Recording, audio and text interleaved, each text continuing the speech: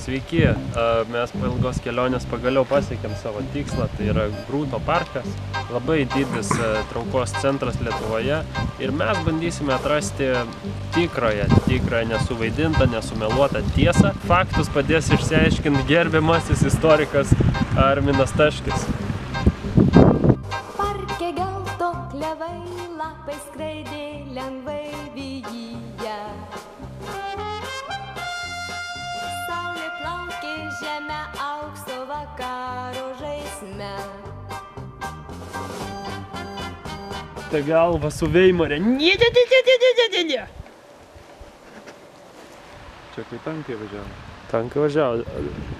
Tai buvo iškėlę tokią hipotezę, kad tektoninės kilmės šitos provėžos ir pėdos, ką jūs manot, ar reiktų ją atmesti? Tai aišku, kad reikia. Pažiūrėkit, čia geriškiai vat Lenino eita rankom ir kojom. Pažiūrėkit. Va Lenino pėda, matot? Oi, kokia graži. Geriau pažinęs profesorių supratau, kad jis yra tikras ekspertas savo srities ir aš nesuklydau pasikvietęs pasivaikščioti jį po Grūto parką. Turėjo rusišką vardą ir šūdą kažkokią ant galvos. Kaip manot? Kodėl? O kaip jūs galvojate, kas blogiau? Keliauti į šitą parką ar važiuoti atgal į 80-uosius metus? Aš gal jums taip, jeigu galima, su humoru atsakysiu. Blogiau yra keliauti su Brazausku į duobę. Oi. 2 metrai po žemę. Žinot, aš girdėjau, kad Grūto parke kažkur tai yra eksponuojamas Paleckis. Kaip manot, mes jį rasim šiandien? Jis ne visom dienom yra ekspozicijai. Aha. Jis kai kada su savo šūdinais mitingais rėkauja Vilniaus centre. Bet dažnai būna ir čia. Taip, tai turbūt vis tiek turėtų būti kažkoks tai pakaitinis tada asmuo čia. Vobla kažkokia pakaitinė. Vobla kažkokia, jo. Tai iš kamščio padeda, ko mažai ir skiriasi, kartais ir sunku jas atskirti.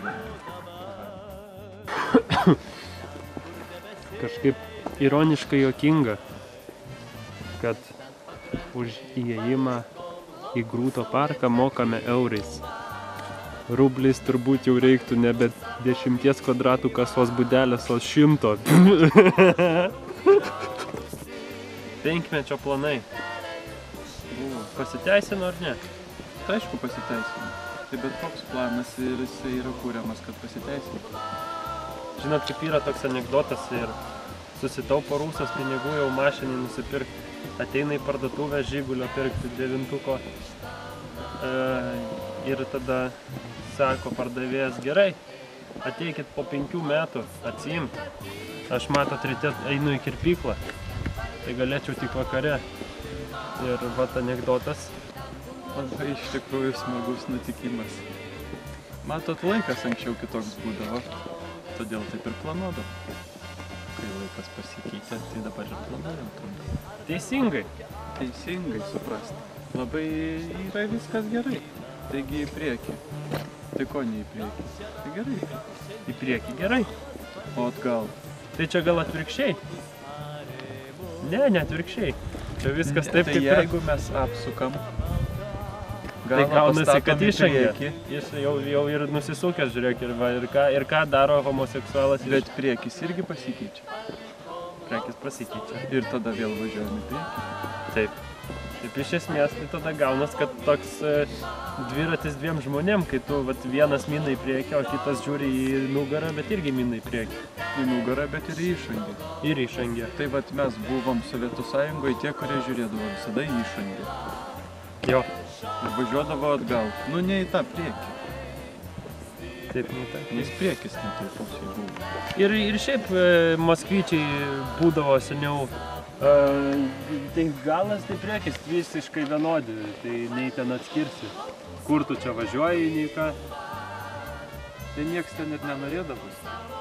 Nieks ten nenorėdavo, nes jokio skirtumo nebūtų. Jokio skirtumo, tai ten į priekį ar į išangę. Einam gal.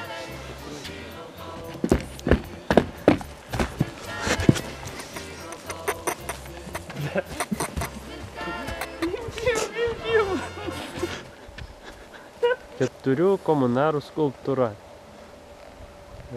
Ją sudaro 4 komunarai. Tai Karolis Požela, Juozas Greifenberger-Štarn, Rapolas Čarnas ir Kazys Giedrys. Jie buvo labai 4 geri draugai ir eidami mišku, vienas girtas kaip tapkė, kitas vagnorkės turi dar 10, eina pas Nastionką pasimti rašalą Jadrionu Monu, griūna, nesulaiko ir duoda gero laiko. Štai mes sutikom vietinius gyventojus, kurie čia ilgai prie šitos auros gyvena ir mes norėtume paklausti, kada buvo geriau gyventi, prie Ruso ar dabar. Bijau, aš jau einu.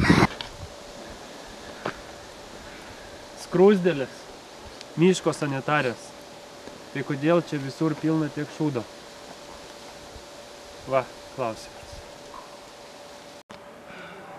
Kaip matome, Grūto parke yra ir daug gyvūnų, kurie yra išlikę dar nuo sovietmečio.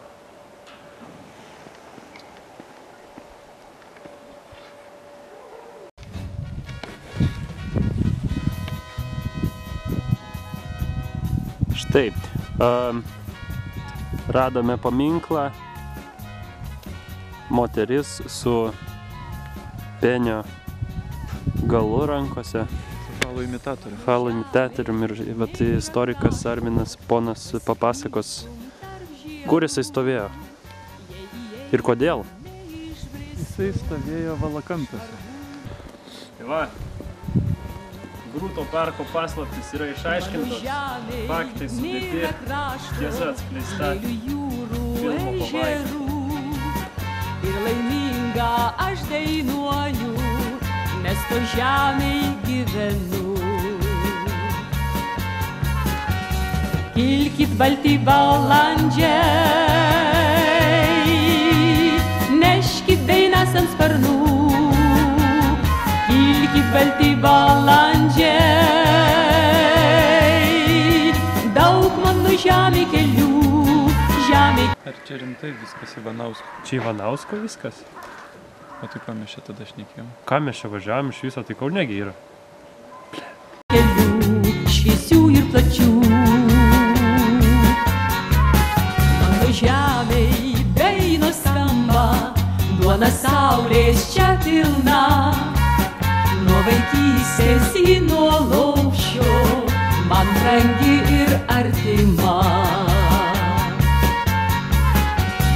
Kilkit balti balandžiai, neškit dainas ant sparnų. Kilkit balti balandžiai,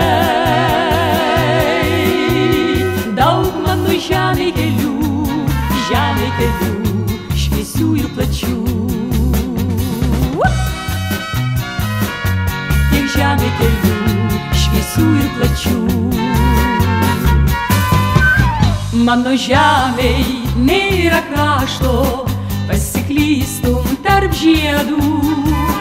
Jei įeitum, neišbristum iš margų gilių. Kilkit balti balandžiai,